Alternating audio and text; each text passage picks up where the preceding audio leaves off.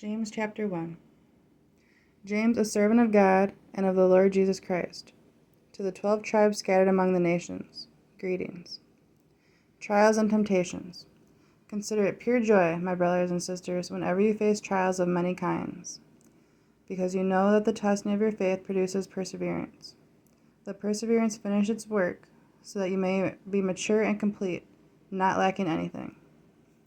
If any of you lacks wisdom, you should ask God, who gives generously to all without finding fault, and it will be given to you.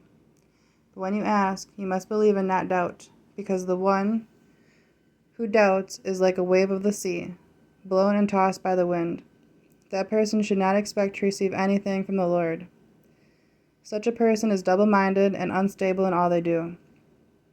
Believers in humble circumstances ought to take pride in their high position, but the rich should take pride in their humiliation, since they will pass away like a wild flower.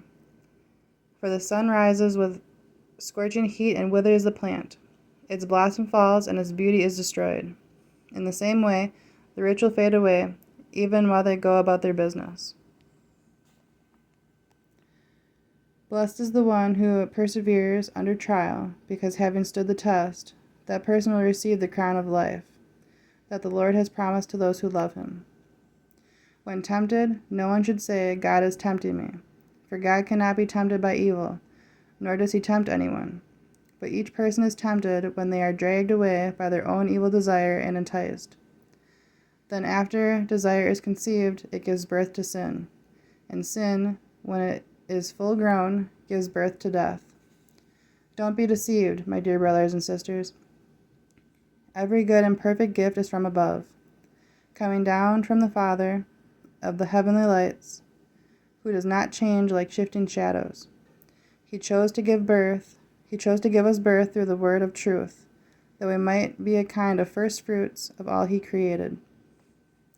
Listening and doing. My dear brothers and sisters, take note of this.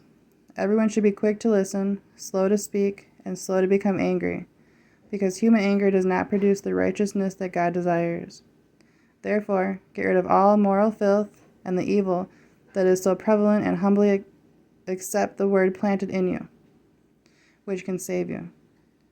Do not merely listen to the word and so deceive yourselves. Do what it says.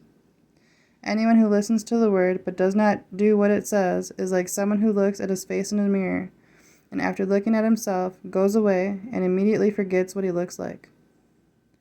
But whoever looks intently into the perfect law that gives freedom, and continues in it, not forgetting what they have heard, but doing it, they will be blessed in what they do.